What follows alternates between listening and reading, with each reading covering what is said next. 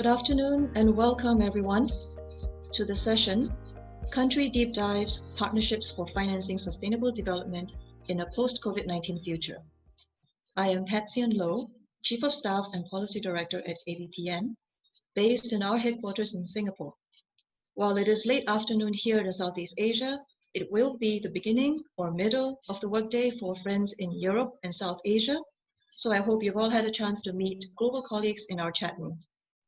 It is so exciting to see from our icebreaker poll that 65% or more of your impact activity is based in Southeast Asia, about 18% of it in South Asia, 18% also in East Asia, and more excitingly, around 10% or more in the rest of the world, including US, Europe, and Africa, a real diverse community from impact. Today is the third day of our virtual conference, and a warm welcome to both old and new friends here. Let me briefly introduce ABPN to those who are new. We are a network of funders and resource providers with over 600 members across 32 markets. Our mandate is to move more capital towards impact in Asia by providing social investors like yourselves opportunities to connect, learn, and lead. Through the past few days, ABPN speakers and delegates have been sharing highlights of the conference live on LinkedIn, Facebook, and Twitter, so we invite you to join in to do so as well. Don't forget to tag us with hashtag ABPN2020. I will be your MC today, and before we kick off our session, I'd like to highlight a few features of this room. Please note that this session will be recorded, and you will be able to access the recording from conference.abpn.asia, our website. Please ensure that you can see and hear me clearly, as this will also be how the speakers will appear to you. You may want to download the app version of Zoom and not the browser version for the best user experience. If you experience any further difficulty, please let us know by using the link in the chat box to contact our tech help desk. If at any point you do get disconnected or have a bad connection with audio or video, try to log out and log back in to the session again, and also ensure that you have selected the correct audio speaker in your settings.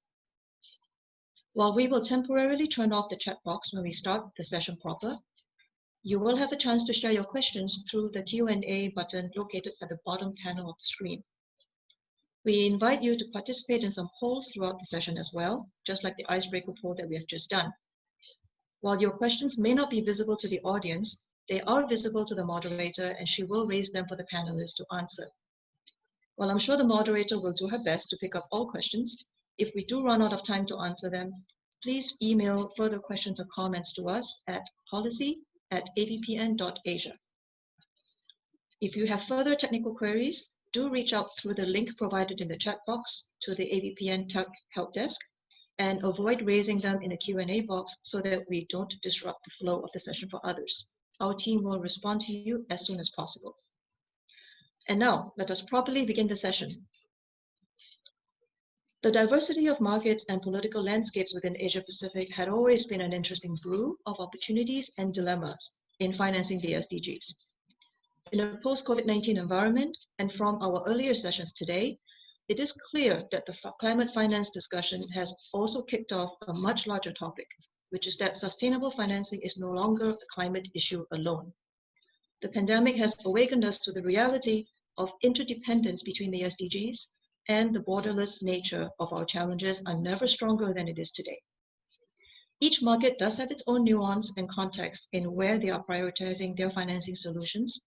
So how will governments and social investors in Asia evolve the way SDGs are financed in a post-pandemic environment, especially when infrastructure, public health, energy access, and climate change are all converging?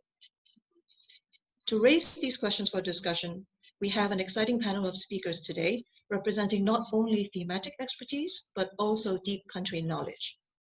We will hear from Joanne Manda, Regional Advisor, Climate Change and Innovative Finance from UNDP, Leslie Jean Cordero, Senior Disaster Risk Management Specialist from the World Bank, based in the Philippines, Muhammad Gozi Indra Dalal, Chief Financial Officer from PT Sarana Multi Infrastructure from Indonesia, Vaishali Sinha, Chief Sustainability, CSR and Communications Officer at Renew Power from India, and Ravi Kailas, Chairman of Mitra, also from India.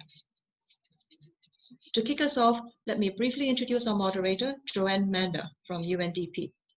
Joanne splits her time between UNDP Indonesia Country Office and the Bangkok Regional Hub. She provides policy advice and technical assistance on financing the SDGs to the Innovative Finance Lab and countries in Asia Pacific.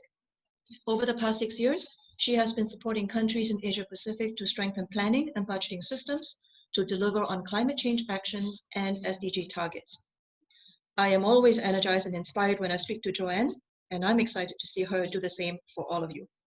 Joanne, please turn off your mic and the floor is now yours. Thank you so much, Patsian. It's great to be here with everyone. Welcome, ladies and gentlemen, from right across the globe. It's really exciting to be able to connect. And, you know, with virtual connections, it's really possible to make this a global event and not just a South Asia event. So this is fantastic, Southeast Asia. So it's fantastic to be here. Welcome to all of you for this country deep dive session.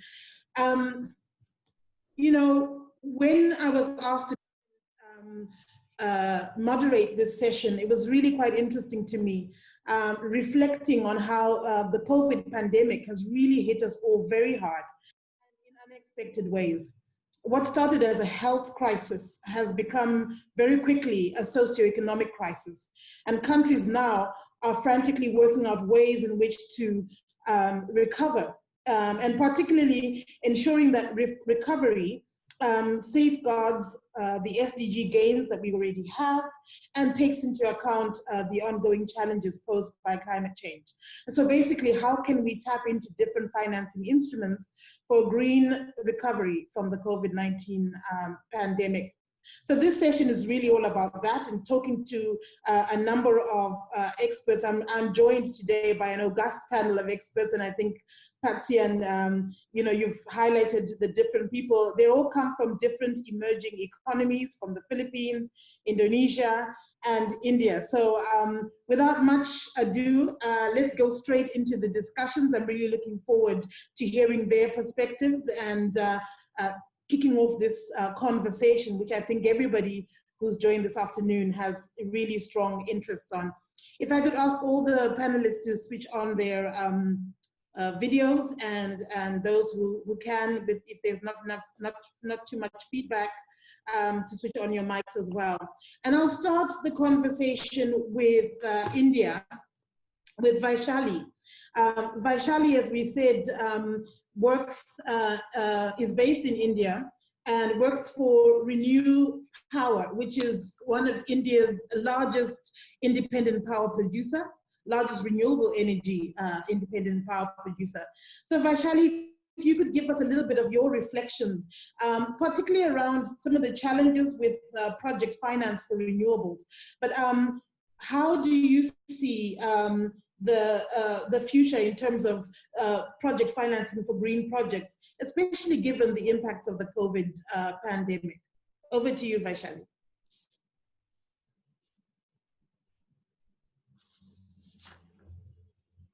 Vaishali, you might be muted still. Got it, yes. Yeah. Hi, I wanted to thank you for having me today and this very topical conversation we are having. So really appreciate it. Yeah, let me tell you a little bit about renewables and the financing of the sector here in India. So the renewable energy sector is a sunrise sector which has expanded and grown vastly in our country over the last decade or so. It is also a very capital intensive sector. So as Renew, when we started out in 2011, we were one of the first few players to have entered this sector. There was no really proven business model or established industrial investor interest in the sector.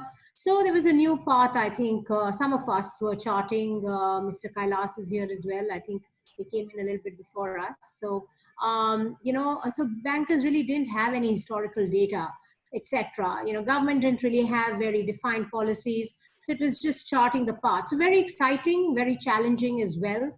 And at that time, green financing hadn't really taken off. And I must add that not that it's taken off in a huge way even now. There's so much more to be done. But, we're obviously doing quite a lot of innovation. But given the relative pace at which the sector is growing, I really do feel there's so much more we can do. In this sector, raising capital is an ongoing requirement. And so companies really need to be able to raise capital continuously, and investors need to be excited about lending or providing equity, as the case might be. And so a good reputation and ability to maintain a good, strong credit rating is all extremely important. So, investors are very keen to see if companies are strong, have strong balance sheets, they can pull off, projects and so on and so forth. So, there's a huge amount of emphasis on your credit history, your overall portfolio, the risks, and how you're managing the risk. And now, most recently, or over the last few years, a lot of importance is also being given on how sustainably the company is operating, right? And so that plays an important part in even being able to get funds from various investors. So if I would say that over the last few years, I think investors have warmed up to the sector a lot more than they were earlier. And so that's the good news.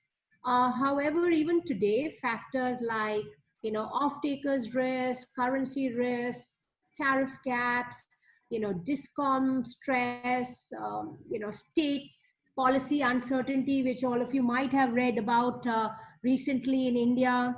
All of these things are pretty challenging, and so the sector is constantly firefighting to solve issues as we grow exponentially. And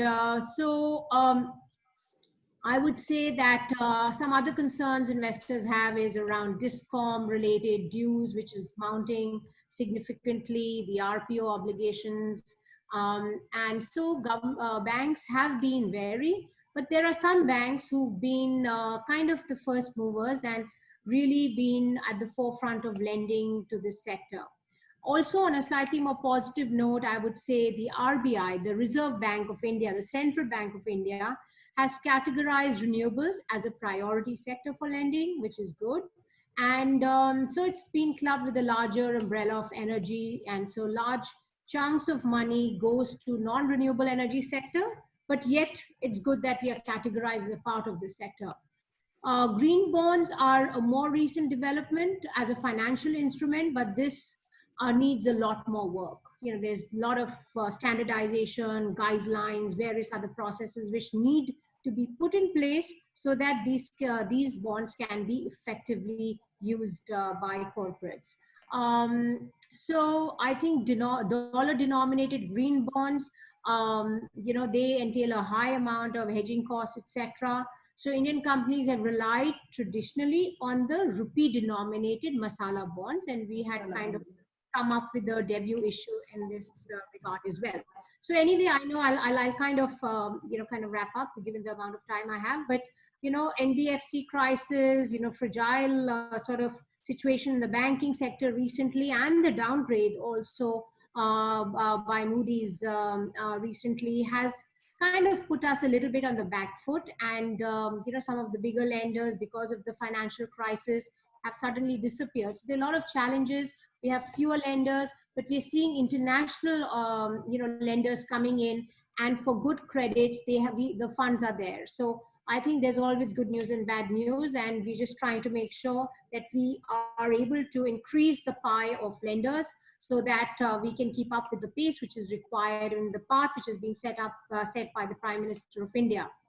Impact of COVID-19, the good news is we are an essential services company. So our operations have been on track. We've been able to continue our site operations, and even in the headquarters, we've been able to effectively work from home, get a lot of our, kind of projects done, financials, financing in order, and so on and so forth. But the larger environment hasn't been great. So, there's obviously the markets have gone haywire. Indian economy is not really showing signs of recovery as one would have liked. And, obviously it's going to be even tougher in light of the pandemic. The downgrade is looming. So these are challenges, I think, and we just have to put our head down and, keep working on projects and innovating in the sector. We just won the round-the-clock bid, which has been a sort of transformational, project in the sector. So as long as we keep innovating, I think funds will keep coming. But I've highlighted some of the challenges which the sector is facing, and I'll pause there. Thank you so much, Vaishali. And I think you've really galloped through a range of issues that are very pertinent to the sector. And, I'll just pivot onto Ravi. You are the founder and chairperson of Mitra, and your mission is to deliver sustainable and unsubsidized renewable energy worldwide. And as Vaishali said, COVID has, really had an impact on the sector. However, renewables are essential services, and you still have the position of being a priority sector for lending. So can you reflect a little bit on this same question, but also give us some of your reflections on how we can ensure that government, private sector, are really moving towards investing more in renewables so that we can recover better and not just recovering at any cost. Over to you, Ravi. Thank you very much, and good day, everybody. Vaishali covered very well some of the challenges that we've been facing over the last few years. But as we are reflecting on COVID-19, I mean, maybe a bad analogy, but all the issues that have been bubbling up under the surface, they've all sort of come at one go. And I think that this is a great time for a more long-term resolution of these issues. Like Vaishali said, it's very, very complicated for us to raise capital now. There are a lot more challenges. If it was difficult last year, it's far more difficult today. So the short term is an issue for us. But if you see the long-term trends, if you say over the next 1 or 2 years, we said there are 3 issues, whether it's regulatory, whether it is the strength of our counterparties, which are the guys who are buying power from us, and the banking system. I think all of these things are going to go through a structural reform. I mean, the industry itself, or the banking industry at large, will have a huge challenge if they don't address this. And I see huge regulatory change happening in India, where they're amending the act. They're creating a much better environment for the industry to survive. But of course, in the next year or so, I think it will still be challenging. But I'm very hopeful that given the challenges of the last 10 years, we will reset and reboot the industry. Having said that, while we did look for impact while being a green energy company, one of the things that we have been reflecting on over the last few months, and it's been accelerated over the last few months, is how do we position ourselves to create some impact even under these conditions. So maybe I'll just share something that we are working on. So we said that if we are looking for something to do that has high impact, that has that is very collaborative, and so one of the things we're working on is, we said, what is that we are not able to do for education in India? That's more long term. I mean, there are lots of people who are helping right now in the short term, but we said that if we are going to reset now, what are the institutions that we can create that will survive for the next 10 or 20 years? One of the things that we're thinking now, that we're actively working on now, is on a program for gifted education in India. Just as an example, although in the renewable energy business, we said that most countries in the world have some sort of program that finds the best and brightest of their citizens and gives them maybe a slightly quicker path. But in India, almost 95% of India does not have access to that. So there's almost 1 billion people from whose net we're not able to pick up some of these gifted people early and then try to find some pathway for them. So we have the IITs in India, the Indian Institute of Technology, which is an iconic set of institutions in India. So we said, what if we can create an institution like that for identifying gifted children, for training them from the high school level, from 8th grade till the 12th grade, and do it on scale, build 30 of these institutions across India, and find children, I mean, who may be great in engineering or art or sport or whatever it is, and then find some of the best quality education for these people. So on a long-term basis. So the second part is, we found that there are a lot of foundation that we've worked with in the past, and there's some outstanding foundations who are doing work in India. I mean, have been doing it forever, for such a long time. But one of the approaches that we are sort of centering this around is to say that we want to build an open foundation. So the Prava itself, the way we've designed it is that while we have assigned a lot of our capital to it, but it is open in the sense that we are not managing it, we are not controlling it, and other people can contribute. We are talking of almost $1 billion worth of investment to build these 30 institutions of excellence, where we can look at almost 30 or 40,000 children going through the system, and another million children in the local neighborhoods where they get programs, access to education, etc.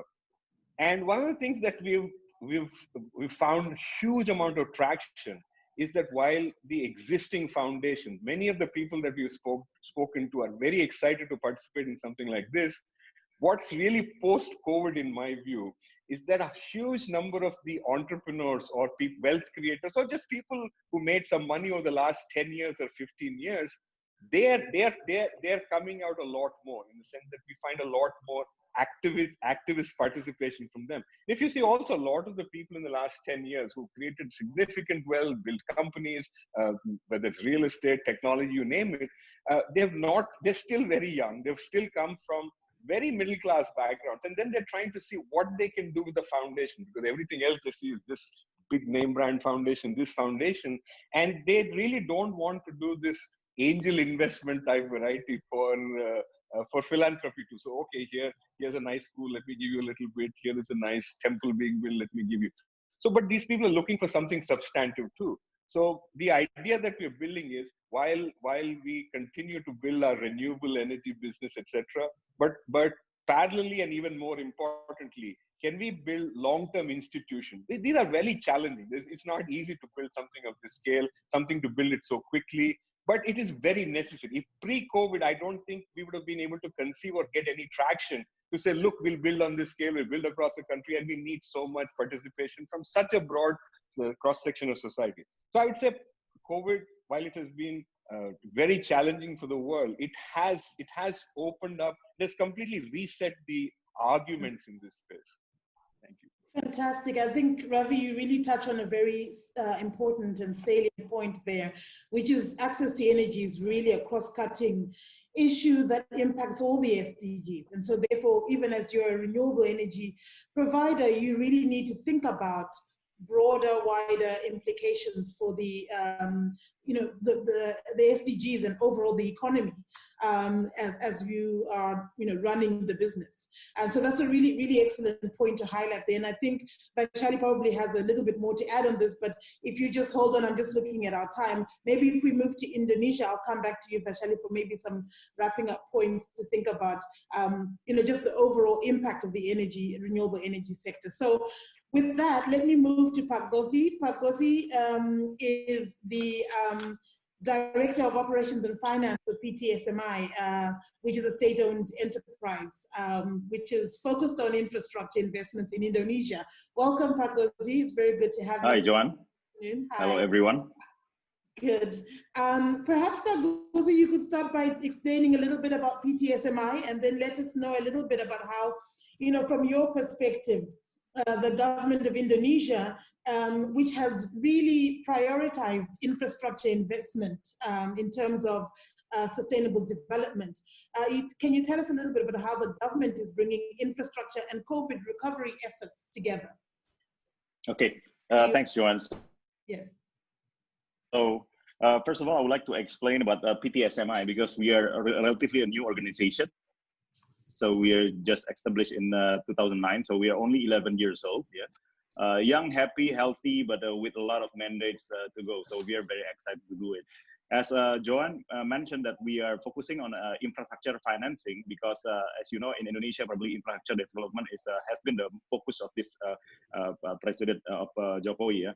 And in supporting that, we are 100% owned by the government under the coordination of Ministry of Finance, and our vision is actually to accelerate the infrastructure development in Indonesia. And one of the drawbacks or the challenges is actually financing. So in order to support that, as a financial institution, of course, our business is mainly on the financing. And of course, we can do on top of that the equity investment, and to help out the development of these projects, infrastructure projects, we also have some sort of advisory and specific project development team to create some sort of scheme of a private, public-private partnership. Because as you know, in order to support the Indonesian infrastructure development unit, everybody support in this end. Yeah. So there's a bit of Indonesia PTSMI update. And then relating to this COVID, of course, government is focusing on two main fronts. I think they are focusing, giving a stimulus that has been announced by the president, right? So the total stimulus currently is being assigned is about 700 trillion rupiah, yeah? And it will divide it into three sectors. First of all, healthcare, about 5.2 billion US to the healthcare sector, to develop the healthcare sector. Household support, this is to support the very low income people of Indonesia, and about 15 to 16 billion US is being allocated to support that. And on top of that, the program is also to support the economic recovery because of the COVID. As you know, probably from the industry standpoint, there are some industry that's being hit badly from the COVID-19, yeah, tourism, transportation, and the other industry. And the government is putting about 28 billion US dollars to support this, right? And part of it is mainly, some of it will go to the small and medium business, because there will be a lot of people that is impacted, right? And some of it will be focused on the industry or the much more corporate business.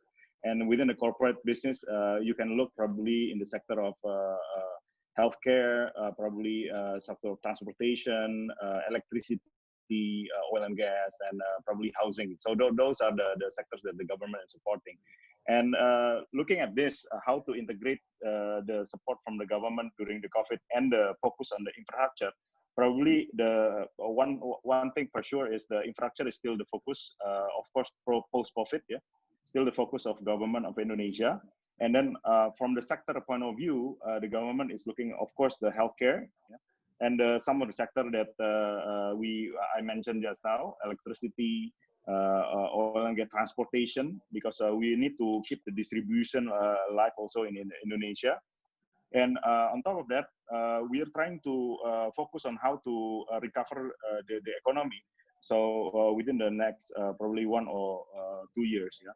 And in parallel, after the economy is probably recovering, we will come back to the original intention that the focus on infrastructure, mainly on the toll roads, airports, ports also, yeah. And on the green infrastructure, the main focus of the government is renewable energy, because as you know, in Indonesia is the highest. We have a lot of potential in geothermal, right?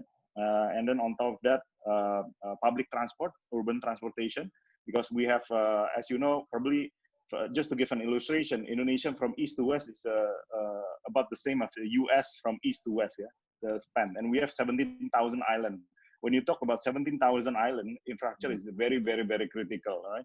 So we need to also work on the green infrastructure, the public transport, the water, and waste management. I think that's the top 3 priorities from the transportation, because we are also the 4th populous country in the world. And on top of that, probably some sort of the telecommunication, because of the new normal, yeah. I think that's now we are dealing everything. The meetings are done with the VidCon, so I think government is also trying to focus on the telecommunications to support the digital economy. So probably that's the high-level answer, Joanne. That's fantastic, Pak. Maybe you can just elaborate a little bit around some of the financing instruments and financing mechanisms that you are starting to pilot and deploy within PTSMI, just as we go forward. Okay. So first of all, about the financing is actually, we would like to say that as a PTSMI is considered as a development financial institution. So sustainable development goals is very close to our hearts. Yeah, climate change issues is very close. Environmental, social is also very close. Although we acknowledge that we have just started to do it, right? But we are very focused in do that.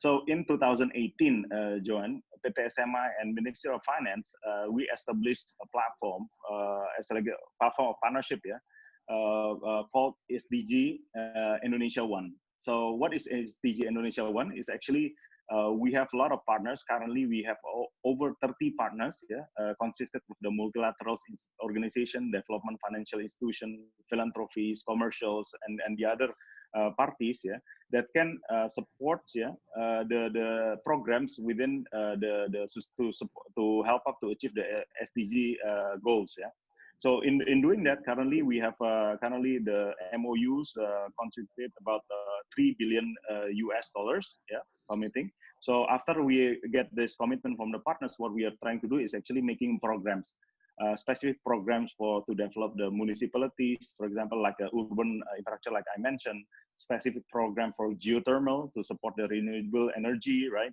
And specific programs for the other probably wastewater, the green climate change initiative, right? And out of this, the innovative financial, what we can do compared to the original, what banks are trying to support for the infrastructure sector, is actually because now we have a series of, support from the funding side. We can have concession loan, we have commercial loans, we have grants, from a lot of parties, and we have to support somebody that also would like to participate in the equity investment as well. So I think one of the key things that we can structure, for example, it's a blended financing. I give you an example, John, just to illustrate the point. As I mentioned that we are trying to support the renewable energy. Now we are trying to work with World Bank and also some of the organization, development to structure some sort of blended financing scheme to support the geothermal industry in Indonesia. And one of the geothermal challenges is actually during the exploration, because during exploration, usually the project owner needs to fund by themselves, right? So we are trying to combine the loan portion and also the grant portion, right?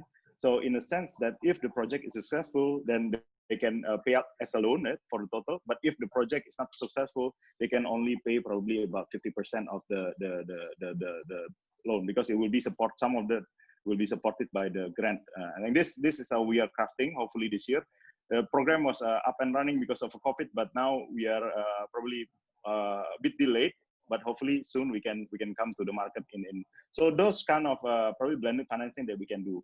On top of that, probably we also focus on the complementary product financing product, to complement the banks. Normal banks can support with you with the working capital or probably the investment facility, the financing facility, and on top of that, probably we can support on cash deficiency support, junior loan, takeout financing, or credit enhancement for the, let's say, the project owner who would like to issue bonds, right, to upgrade the ratings, so they can have a few financing. So those kind of really innovative financing product that we are have in our sleeve right now, ready to be deployed to support the Indonesian infrastructure development. Thank you so much, Pak Gosli. And I think you really highlight an exciting initiative in Indonesia, which is really a strong public-private partnership that you've set up in order to address financing the SDGs in the country. I'll move on to the Philippines, where we've got Leslie Cordero. Thank you very much for joining us, Leslie, this afternoon. You're currently working with the World Bank, and you manage the bank's overall disaster risk management and urban program, but you've been involved in this sphere for much longer. Can you maybe start by telling us a little bit about your own journey in terms of leveraging partnerships and finance for sustainable development? Over to you, Leslie. Good afternoon, Joanne. Good afternoon, everyone. A pleasure to be part of this conversation.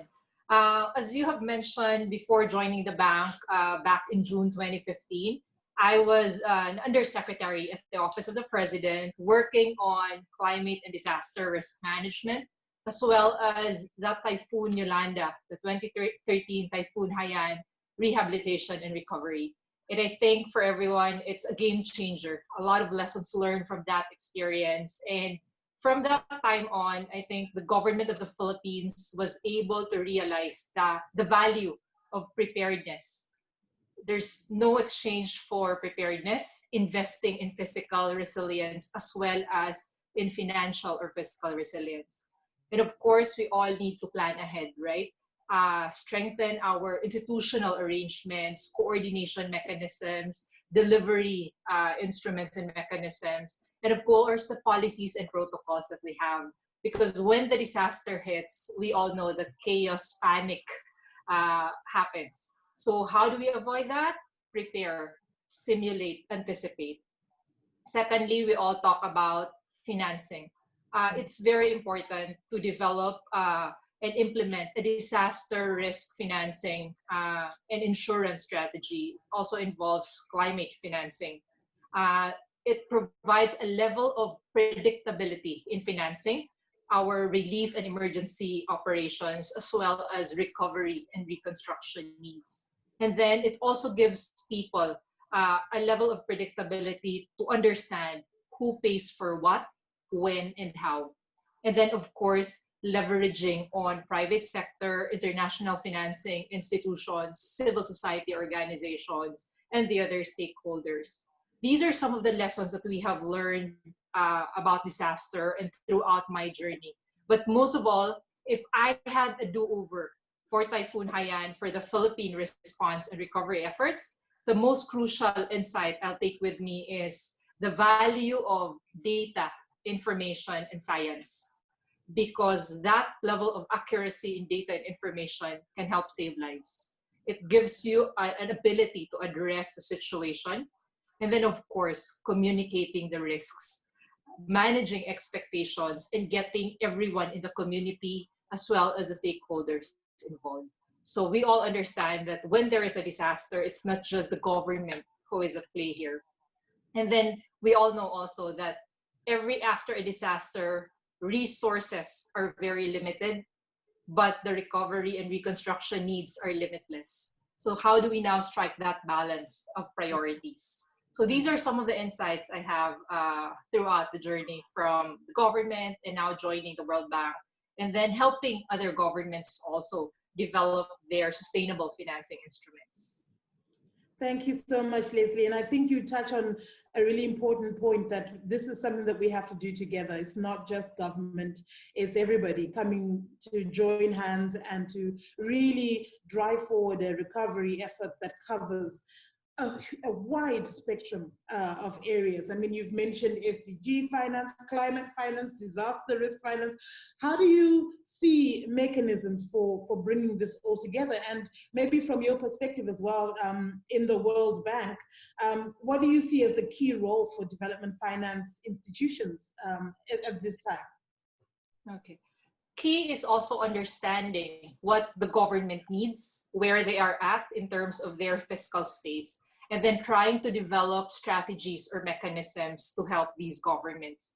So for the Philippines, we didn't have to do much convincing because I remembered back in 2013, I was shoulder to shoulder with our national treasurer as well as our Department of Finance, because every project or investment I needed to put in that plan, I had to bump the shoulder of the National Treasurer and say, ma'am, will you be able to finance this?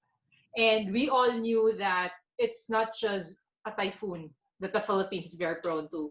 We have the earthquakes, the volcanic eruption, and now we're looking at the pandemic or this whole public health emergency. So we started helping the government develop this national disaster risk financing and insurance strategy.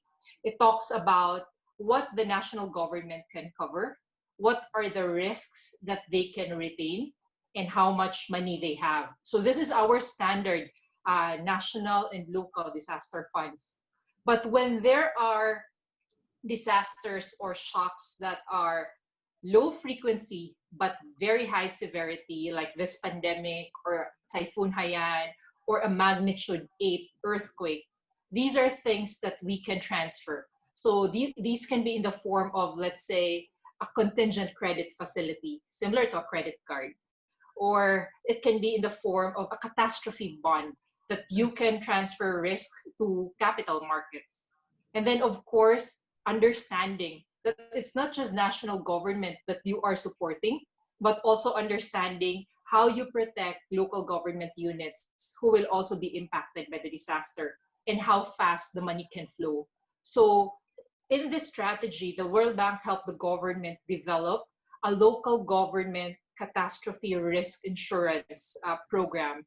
We have covered, I think, 25 most vulnerable provinces in the eastern seaboard. And what we did was pull together their risk for both typhoons and earthquakes, and making sure that if there are pre-agreed conditions that trigger a payout, the money will go to the local government so that it can reach the affected people as quickly as it can. So it's not just about the injection of cash, it's also understanding policies and making sure that these mechanisms are in place so that when you give a payout, money flows where it is badly needed. Thank you so much for that comprehensive answer. I've got some questions that are starting to bubble up on the chat here. And I'd like to ask, maybe this one would be an interesting one. Maybe Ravi or Pagosi, what would you say to a private investor to make a case for them to partner up with your financing program or your investment opportunity? And why should more private investors step in? Over to you. Maybe Ravi, you want to give it a first try? Sure. I think that's a great question.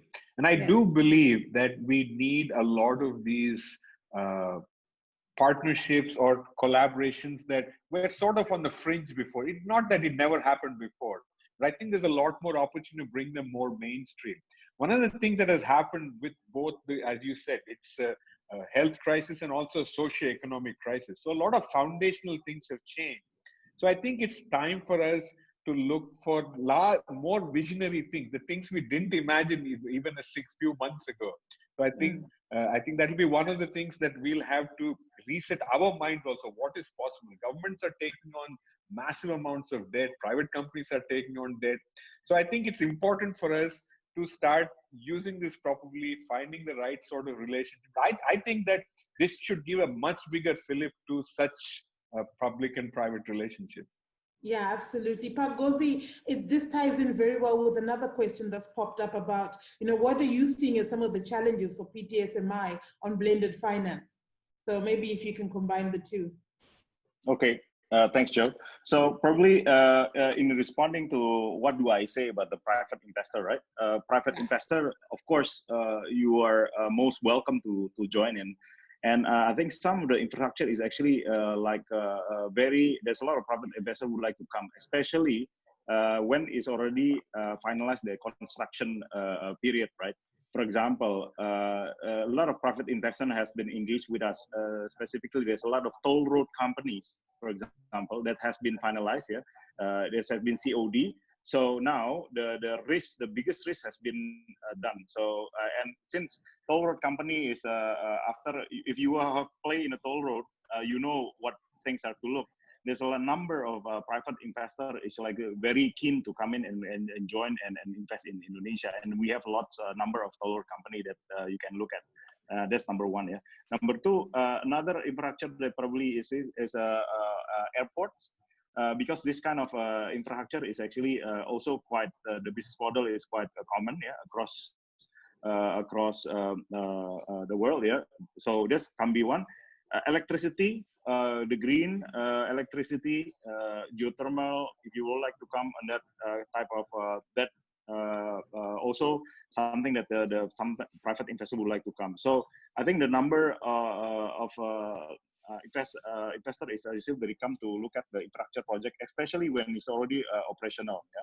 And why you should do it, because the business model is quite common. You need to know some of the local wisdom, of course. So it's good to have a local partner, and SMI can be also your local partner in investing in these projects, because we can also have an equity investment.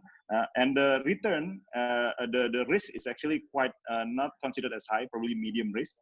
And with the certainty of probably income is there. So that's why probably the private investment that should why the private investor should come to this. And I would like also to mention that with our project development, advisory team, we are also been assigned by the Ministry of Finance to develop some sort of PPP projects, especially in water, urban transport, and the other sectors as well. And that's, I think when we do a tender bid, there's a lot of private investor is actually coming and join the bid from the foreign countries, not only the local. So I think there's a good appetite that they can join in the Indonesia infrastructure market. Yeah. And then the next question that you would like me to combine is which question? Is it the PTSMI one? Finance. Joe? What are the challenges on blended finance? Okay, so the challenges, yeah. Okay, so the challenge in blended finance is actually, first of all, you need to know what the program that you're targeting, right? For example, if you like to target social infrastructure for SDG support, right? Then you need to know what are the challenges there, right? Why can banks financing? Is that development, project development issues that need to be catered, right? So after you understand what the program is, what target you would like to come in, and what are the challenges, and from the project development standpoint, also from the financing standpoint, yeah. And then we can look at what are the instruments that we have, for example, like grants. We can use, let's say, for example, we are working with the World Bank in covering the municipal financing in Indonesia. And so we are using some sort of capacity building, technical assistance from the grants, yeah, to help to prepare the project, make sure the project is feasible, make sure the project is bankable, and they have some sort of benefits from an economic and social standpoint. And then after that, we can link it to finance. After the project is okay, then you can start the tender, and then the financing can come in. So I think very important for us to know what is the challenge and know who are the parties that are involved in Indonesia. And I think PTSMI plays a very strategic position in that case, if you would like to understand how to work around in Indonesia, because we are 100% owned by the government. We are a development financial institution. We have lots of friends, and we have knowledge in specific infrastructure. So I think that's how you look at it, the challenges and how you overcome it. Thank you so much, Cargos. It's all about the structuring, the partnership, and the sort of knowledge behind that. Just noticing our time, I'd like to really circle back to Vaishali here with a final question, which is from this chat, which is, you know, COVID has had a strong impact, and what does it really mean in terms of a green economy, right? And you're within the renewable sector, Vaishali, and recognizing that energy access really has an impact across the economy and across all the SDGs. Perhaps you can give us your final reflections on this question, which is, what is the impact of COVID on greening of the economy? Do we have a risk that it will delay or eradicate green investments? Over to you, Vaishali. A short answer. You're on mute, I think. I'm going to unmute myself. And, yes, I think one thing we need to really keep in mind is that as we begin to rebuild, you know, we really need to focus on investment in a sustainable infrastructure, you know, clean energy, e-mobility, renewable projects, all of them, not just any one of them. Safety net for the most vulnerable. I think this pandemic has shown that we cannot just focus on ourselves. We really need to carry those who are most vulnerable along with us. Otherwise, this is not going to be a sustainable recovery. It's going to lead to a lot of other ripple issues. So financial inclusion, access to clean water, air, primary healthcare, all of these things, and especially the impact it has on women, it's really massive. So we really need to think about all these things. Of course, as we get back to flying and traveling, I think we really need to think about how can we use clean technologies and you know, fuel efficiency to get back to the normal, which is not going to be the old normal, but a new normal. And you know, we also need to think about how can we have financial fiscal stimulus for green jobs? How can we have more funds flowing into low carbon sectors, etc. So that is at the policy level and the inclusiveness level. You know, the SDGs, when they were formed, when they were reworked as 17 SDGs from the Millennial Development Goals, the importance was on the linkages, the complexity between each of these, and the ability of all of them to work together.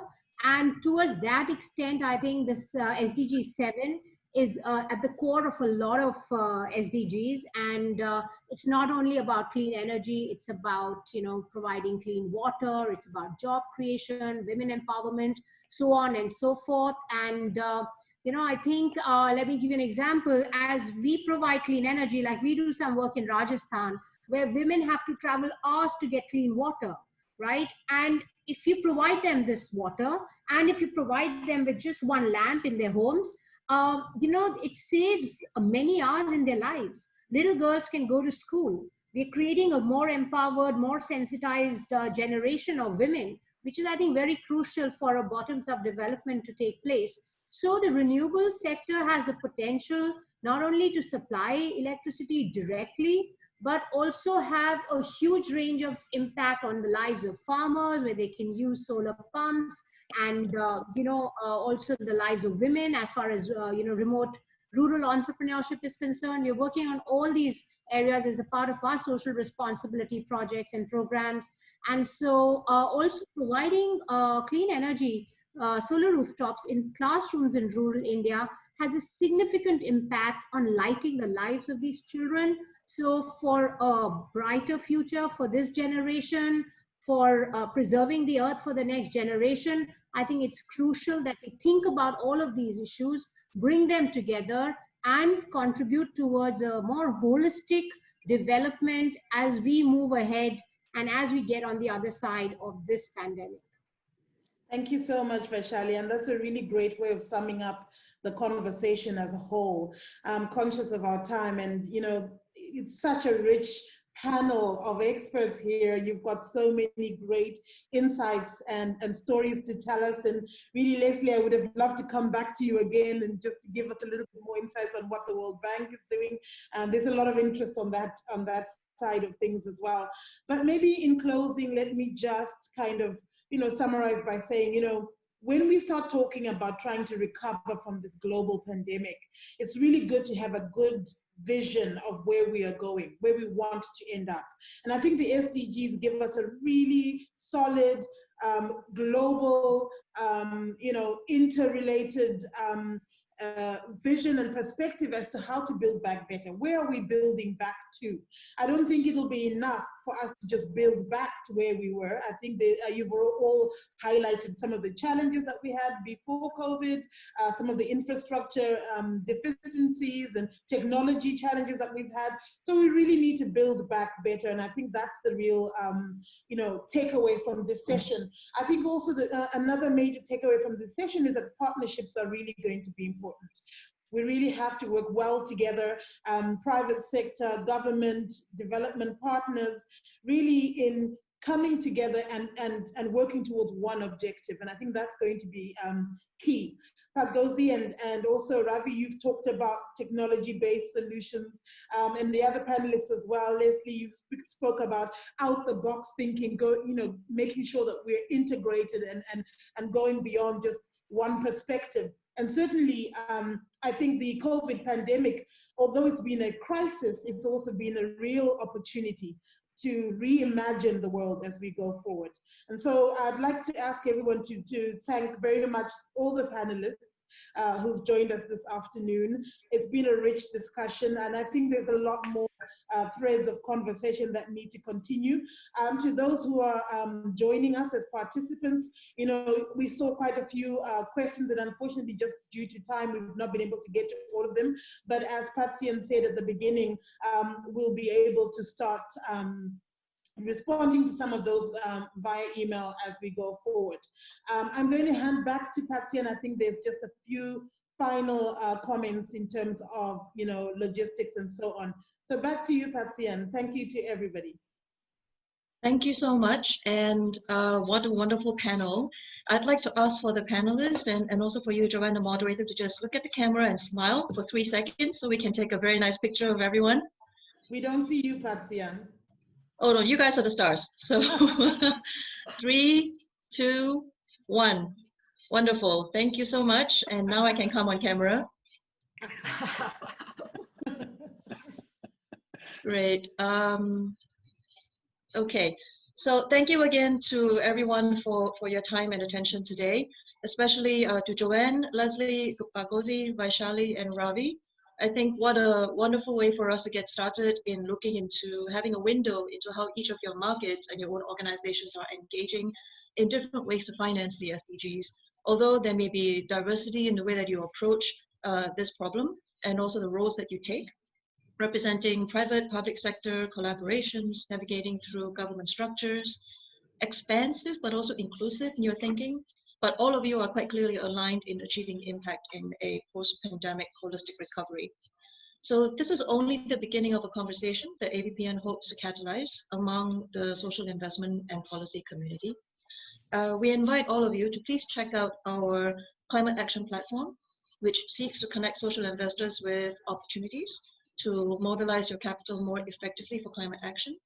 And also our COVID-19 platform, which surfaces what the social investment community is doing in Asia and still needs to do for holistic post-pandemic recovery.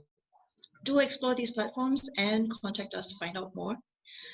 There are, I'm happy to report, over 300 people, in fact 307 people to be exact, that have logged into this session.